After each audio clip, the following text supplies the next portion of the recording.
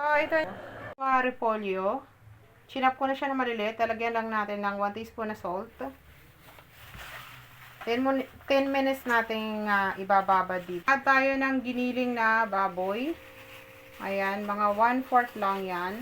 Crab stick ang gamit ko. Mga 1 cup. Food processing guys. Ayan. Kinchay. Kinchay. Kung wala kayong kinchay, dahon ng sibuyas. Na ginadgad. Oh. Paminta. Add tayo ng rice wine. 2 kutsarang rice wine. May oil.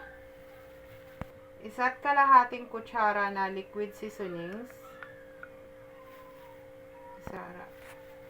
Then, mix lang natin hanggang sa makombine lahat ng ingredients. Ang ginagawa ko ngayon ay dumpling. Pork dumpling, guys. Ayan. Haluluin lang natin hanggang sa mahalo lahat ng mga ingredients na to. Teaspoon na seasonings. Then, mix lang natin. So, guys. Ganyan natin. Loaded.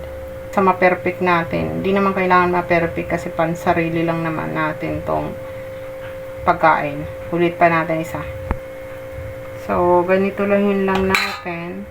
Close natin yung dulo. Tapos, serve lang natin ng ganito, guys. Huwag nating damihan ng paglagay. Ganyan. Close lang natin. Ganyan.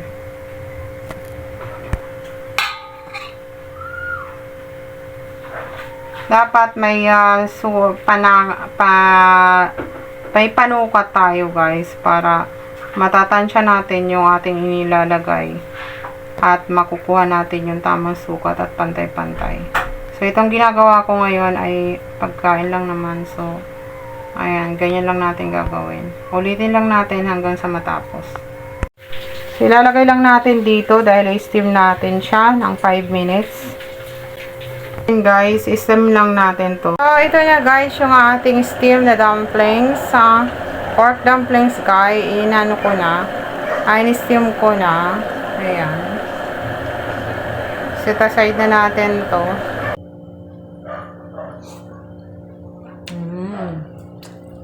Yummy. Kapag ito ang ginawa nyo guys, kompleto na. May vegetable, merong meat. Kompleto na.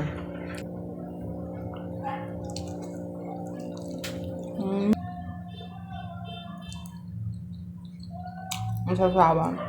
Masarap. Subukan niyo itong recipe na ito. Madali siyang gawin. So, thank you guys for watching. Please subscribe to my YouTube channel and follow my Facebook page. If you buy something, please click the yellow basket in my TikTok shop. Bye guys. Thank you.